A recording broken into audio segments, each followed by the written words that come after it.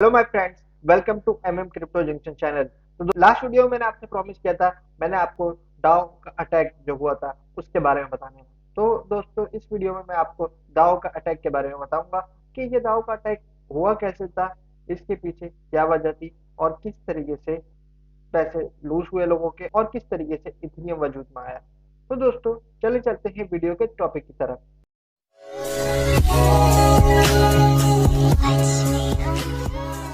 Video शुरू करने से पहले एक डिस्क्लेमर। ये वीडियो एजुकेशनल पर्पस के लिए है, लिहाजा मेरी किसी बात को फाइनेंशियल एडवाइस न लिया जाए। क्रिप्टो या किसी भी फाइनेंशियल मार्केट में इन्वेस्ट करने से पहले अपनी खुद की रिसर्च जरूर कर लें। डाओ अटैक ये हुआ कैसे था, किसका फायदा और किसका नुकसान हुआ इस अटैक के अंदर, किसने गवाया और किसने पाया। दोस्तों, ये डाओ हैक हुआ था, ठीक है, और इस हैक में किसने कितना पाया। दोस्तों, जो डाउ का कोड था वही डाउ का कॉन्ट्रैक्ट था, और जो कोड था वो वल्नरेबल था। जिस लूप होल का और जिस बग्स का हैकर ने फायदा उठाया, लेकिन हैकर इस चीज को एक्सेप्ट नहीं कर रहा। हैकर्स ने 3 मिलियन इथेरियम उस वक्त के दौर में निकाले थे, और मैं आपको बताना चाहूंगा ये डाउ अटैक 2016 में हुआ था, ठीक है। और जो उस वक्त इथेरियम की प्राइस ट्रेड हो रही थी $21 या $22 पे ट्रेड हो रही थी, और उस वक्त के हिसाब से 45 to 60 मिलियन इथेरियम चोरी करने में हैकर कामयाब हुआ था। लेकिन मैं हैकर का भी पॉइंट ऑफ व्यू आपको इस वीडियो में बताऊंगा। दोस्तों, ये डाउ अटैक कैसे होता है सबसे पहले ये जान लेते हैं। इसके कोड के अंदर कुछ लूप होल था, कुछ बग्स थे, जिस चीज का हैकर ने फायदा उठाया, ठीक है। अब वो क्या करता था, वो एक तरीके से वो फंड को भेजता था और फिर दूसरी जगह से फंड को विड्रॉ कराता था। और जो जब वो फंड को विड्रॉ करता था तो उस वक्त उसकी अमाउंट शो नहीं होती थी, ठीक है, डाउ के अंदर उस चीज की अमाउंट शो नहीं होती थी, लेकिन वो कंटिन्यूसली फंड को विड्रॉ करके अपने अकाउंट में लाया जा रहा था, लेकिन डाउ का बैलेंस अपडेट नहीं हो रहा था, जिस चीज का हैकर ने फायदा उठाया। और हैकर तो ये कहता है कि ये एक रिवार्ड थे, ठीक है, जो कॉन्ट्रैक्ट सेंट्रल कॉन्ट्रैक्ट के अंदर थे और जो मुझे पहले समझ आ गया, और मैंने उस सेंट्रल कॉन्ट्रैक्ट से वो रिवॉर्ड लिए, और उस रिवॉर्ड जो सब कुछ फंड है वो मेरा मेरा राइट है, ठीक है। और हैकर्स तो इतना चालाक था कि उसने बोला कि इस सारे ये जो रिवॉर्ड है इस चीज का मुझे वापस चाहिए, ठीक है। तो जो हैकर था वो बोलता है ये जो सब कुछ मुझे मिला है वो मेरे रिवॉर्ड्स हैं। तो दोस्तों, आपको मैं एक और बात बताना चाहूंगा। जो जो सबसे पहला द डाउ था उसको बनाने वाले का नाम स्टीफन टॉल था, ठीक है। स्टीफन टॉल द डाउ के क्रिएटर थे, और जब उन्होंने बनाया था तो उन्होंने दावा किया था कि ये जो दाव है इसमें कोई भी फंड का रिस्क नहीं है। स्टार्टिंग के दौर में बहुत सारे इन्वेस्टर ने वहां अपना पैसा इन्वेस्ट करना शुरू किया, लेकिन उनके कोड में बग्स था, ठीक है, उनको ये बात बाद में एक्सेप्ट करना पड़ी। तो दोस्तों,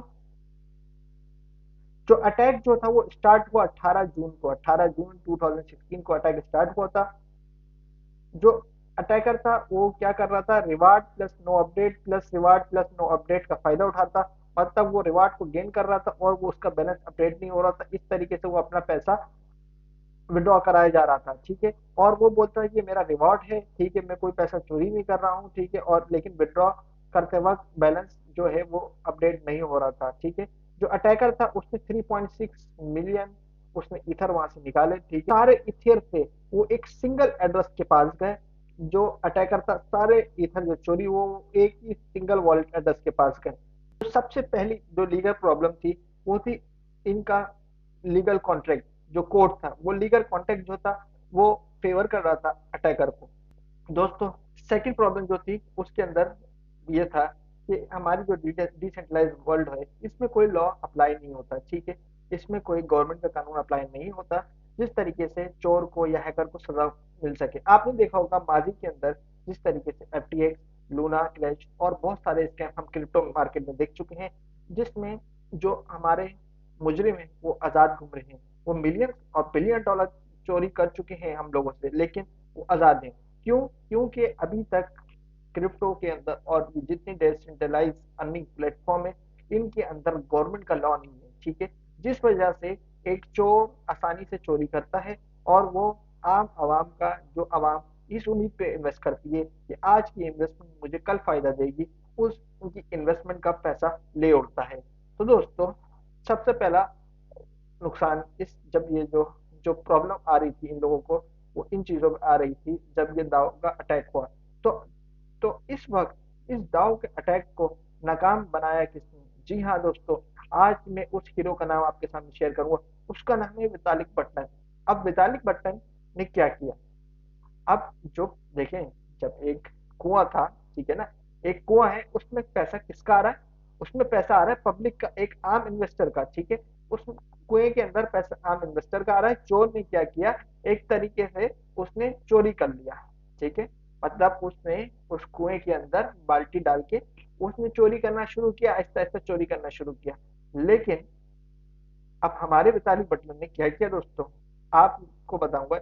ये जो हार्ड फोक है, ये जो इथीरियम आपको दो दिख रहे हैं, पहले एक इथीरियम क्लासिक होता था, और उसके बाद इस दाव अटैक के बाद वितालिक बटलर ने लोगों को फंड जो रिवर्स करना था, मतलब जो जिन लोगों का पैसा इन्वेस्ट हो चुका है, जिस लोगों का पैसा उस कुएं के अंदर आ चुका है, मतलब एग्जाम्पल के तौर पर मैं वेल का लफ्ज यूज कर रहा हूँ, ठीक है। अब उनको तो वापस देना है ना, मतलब अगर उनको वापस नहीं देंगे तो ये जो इथेरियम का नुकसान और जिसने ये क्रिएट किया दबाव, उसका तो सब नुकसान हो जाएगा।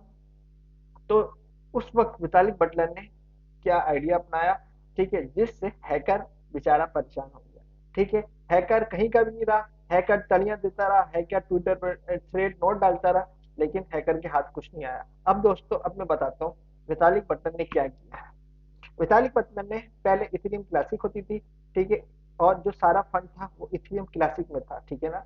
मतलब ये जो फंड उसने जो चोरी किया था वो इथेरियम क्लासिक निकाला था, ठीक है। और जो कॉन्ट्रैक्ट, सेंट्रल कॉन्ट्रैक्ट यूज किया था, जो कोर्ट कॉन्ट्रैक्ट यूज किया था, वो उसने इथेरियम क्लासिक का यूज किया था। अब हमारे वितालिक बटलर ने किस तरीके से जो अवाम का पैसा, पब्लिक की इन्वेस्टमेंट थी, वो किस तरीके से बचाई? उसने एक ऐसा सेंट्रल कॉन्ट्रैक्ट बनाया जिसमें इथेरियम क्लासिक को अलग कर दिया, मतलब इथेरियम क्लासिक एक और लेयर बना के उसको इथेरियम का नाम दे दिया, ठीक है। अब हैकर बेचारा परेशान, उसने इतनी मेहनत से चोरी की, मशहूर भी हो चुका है, चोर भी नामजद हो चुका है, मुजरिम भी नामजद हो चुके हैं। अब उसने क्या करना है? उसने उसने हैकर ने भी, आपको दिखा, आप देख सकते हैं, to call Vitalik to ask him to fix it, मतलब वितालिक को बुलाया गया और बोला कि भाई ये मामला ऐसा ऐसा हो चुका है, इसको फिक्स करो। तो वितालिक ने क्या किया? सॉफ्ट फॉर्क, जो हमारी पुरानी ब्लॉकचेन थी, उसको सॉफ्ट फॉर्क, जिसमें वो ट्रांसफर इथेरियम करके अपने पास लेके गया था जिस वॉलेट में, वो वितालिक बद्दन ने उस सारे कॉन्ट्रैक्ट को फ्रीज किया कुछ स्पेसिफिक हैश कोड के साथ।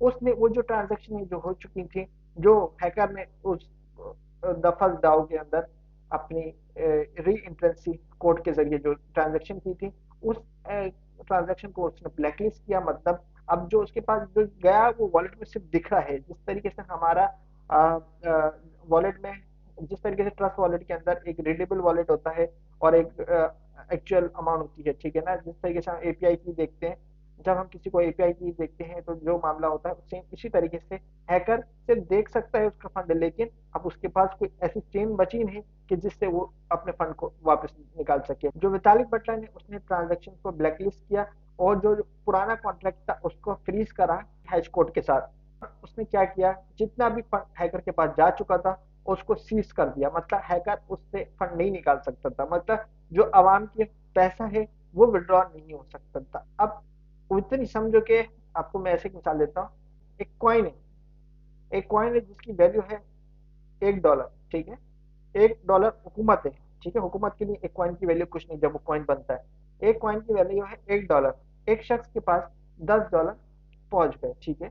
एक शख्स के पास $10 पहुंच गए, लेकिन वो चोरी के पहुंचे। अब हुकूमत ने वो $10 कैसे वापस किए? अगर उसने, हुकूमत ने बोला कि इस तरह का जो नोट जो इसके पास पहुंच चुका है वो एक्सेप्टेबल नहीं है, ठीक है। मतलब कि अगर हुकूमत पुराने नोट को बंद कर देती है, ठीक है, अगर उसको पता होता है कि इतने पैसे चोरी हो चुके हैं और पुराने नोट को बंद कर देती है, ठीक है, और जो बोलती है नए नोट आएंगे वो सिर्फ एक्सेप्टेबल है। इसी तरीके से हमारी जो ब्लॉकचेन की दुनिया में वितालिक बट्टन ने काम किया। जो पुराने सेंट्रल कॉन्ट्रैक्ट पे चोरी करके फंड अपने अकाउंट में लेके गया हैकर, उसको ब्लैकलिस्ट करके उस ट्रांजेक्शन, उसके उसके पास कोई ऐसा चारा ही नहीं छोड़ा जिस लेयर के साथ वो विड्रॉ कर सके। तो वितालिक बटन ने उस वक्त ये इथेरियम हार्ड फोक हुआ, ठीक है। इसी वजह से आज हमको इथेरियम का वजूद दिख रहा है। लेकिन जो इस तरीके से जो फंड्स थे वो इन्वेस्टरों को वापस मिले। तो दोस्तों, नुकसान इसमें भी थोड़ा बहुत लोगों का हुआ, लेकिन वो फंड्स वितालिक बटलर की वजह से ये फंड्स लोगों को वापस मिले। अब दोस्तों, फिर अटैकर ने एक लेटर बनाया जिसमें बोला कि मैं इस चीज के लिए मैं कोर्ट में जाऊंगा, मैं लीगल नोटिस करूंगा, मैंने लीगल एडवाइस ली है। और क्योंकि ये जो बात थी ये मुझे पहले पता चल चुकी थी, ठीक है, ये आपके कॉन्ट्रैक्ट में थी, जो आपने डाउ का एक कॉन्ट्रैक्ट बनाया था उसके अंदर थी कि आप इस तरीके को अपनाएंगे, आप ये रिवॉर्ड निकाल सकते हैं। मैंने री एंट्रेंसी की और मैं ये रिवॉर्ड निकालता गया, ये रिवॉर्ड मेरा है और मैं इसको नहीं छोड़ूंगा, मैं इसके लिए कोर्ट में जाऊंगा, ये करूंगा। मतलब वो एक थ्रेड लेटर वो पब्लिश करता रहा, कभी ट्विटर पे किया, कभी और जगह पर उसने एक थ्रेड लेटर उसने पब्लिश करता रहा। लेकिन अभी तक ये बात वाज़ेह नहीं हुई, जो थ्रेड लेटर पब्लिश हो रहा था वो इस वॉलेट एड्रेस का था, ठीक है, वो ये वॉलेट एड्रेस बताता है dow controls at set for all terms of the dow creation. ठीक है, एक वॉलेट एड्रेस था, ठीक है, उधर से जिधर से चोरी हुई थी। मतलब वो अपना सब कुछ बता रहे थे कि ये मैंने जो पैसा है वो चोरी नहीं हुआ, ये आपके कॉन्ट्रैक्ट के अंदर ऐसी बात थी, ठीक है, जिस तरीके से मैंने पैसे निकाले। मतलब कि अगर कोई आपने देखा बड़ी बड़ी कंपनियां, मैं इसका भी पॉइंट बताता हूँ, हैकर हैकर अपनी चोरी को बचाना कैसे चाह रहा है। आपने देखा होगा कि बड़ी बड़ी कंपनियां होती है ना, तो उधर एक लकी ड्रॉ होते हैं, कार का लकी ड्रॉ होता है, डायमंड का लकी ड्रॉ होता है, सोने का लकी ड्रॉ होता है। लेकिन उसके अंदर कहा जाता है कि हमारे जो इंटरनल जो हमारे एम्प्लॉइज हैं वो इसके अंदर पार्टिसिपेट नहीं करते, क्योंकि जो इंटरनल एम्प्लॉइज होते हैं उनको कुछ ना कुछ ऐसी बात पता होती है जिससे वो लकी ड्रॉ जीत सकते हैं। इसलिए वो इंटरनल एम्प्लॉइज को इस चीज का पाबंद नहीं करते कि वो आप लोग लकी ड्रॉ में हिस्सा नहीं ले सकते। तो यही वजह है कि उसने इसमें ऐसा रूप दिया कि मुझे पता था कि किस तरीके से ये चोरी हो सकती है, और किस तरीके से ये फंड्स को अपने पास लिया जाता है। तो आपकी ही कॉन्ट्रैक्ट में था, मतलब जब कोई गाली कोई किसी को दे रहा होता है तो वो तो खुद तो मेंशन तो ये कर रहा है कि मैं दे रहा हूँ, लेकिन जो सबसे ज्यादा वो गाड़ी लेने की टेक्निक पता होती है, वो लकी ड्रॉ जीतने की टेक्निक पता होती है, वो अंदर के वर्करों को पता होती है, ठीक है, जो अंदर मैनेजमेंट के हिस्से होते हैं। मतलब कि हम कहते हैं ना मैनिपुलेशन, अगर उस लकी ड्रॉ के अंदर भी मैनिपुलेशन हो सकती है, जिस वजह से जो कंपनी के ऑर्गेनाइजर होते हैं, बड़े ऑर्गेनाइजर होते हैं, वो कहते हैं कि भाई हमारे कंपनी का कोई भी बंदा इस लकी ड्रॉ के अंदर हिस्सा नहीं ले सकता। तो इसी तरीके से जो ये जो हैकर था वो कहता है कि मुझे ये लूप होल, ये बक्स पता चल गए, ठीक है, जो आपने अपने सेंट्रल कॉन्ट्रैक्ट में खुद मेंशन किए थे। इस तरीके से मैंने री एंट्रेंसी कर करके अपने फंड को अपने रिवॉर्ड्स की सूरत में तब्दील करता रहा, लिहाजा मेरी चोरी को चोरी ना समझा जाए, और मैं इस चीज के लिए लीगली पूरी तौर पे हर मुल्क की अदालत में जाऊंगा और ये फंड को क्लेम करूंगा। लेकिन ये बेचारा हैकर था और अभी तक इसका कुछ पता नहीं चल सका। और आप देख सकते हैं योर ट्रोली अटैकर, एक इसने एक लेटर भी लिखा जिसके अंदर ये था कि जो मेरा पैसा फ्रीज कर दिया, जो सीज कर दिया, मुझे वापस दिया जाए, मैं पूरी अदालत में जाऊंगा, ये करूंगा वो करूंगा। लेकिन ये बेचारा नाकाम हुआ, क्योंकि चोर नाकाम ही होता है जिंदगी में। दोस्तों, आज मैंने आपके सामने द डाउ अटैक के बारे में डिस्कस किया। उम्मीद करूंगा कि आपको मेरी ये डाउ अटैक की वीडियो बहुत पसंद आई होगी। अगर आपको पसंद आई तो हम आपको कभी कहते ही नहीं है कि आप हमारे चैनल को सब्सक्राइब करें, तो क्योंकि अगर आप हमारे चैनल सब्सक्राइब करेंगे तो इसमें आपका फायदा हो जाएगा। तो अगर आप हमारा चैनल नहीं करेंगे तो इसमें आपका नुकसान होगा। तो आप सोच लीजिए दोस्तों, आपको अपना फायदा करना है या अपना नुकसान करना है। आपका मेजबान अमाद अली आपकी खिदमत में फिर हाजिर होगा। तब तक अपना, अपनी ट्रेडिंग का, अपनी फैमिली का बहुत बहुत ख्याल रखेगा। अल्लाह हाफिज, बाय बाय।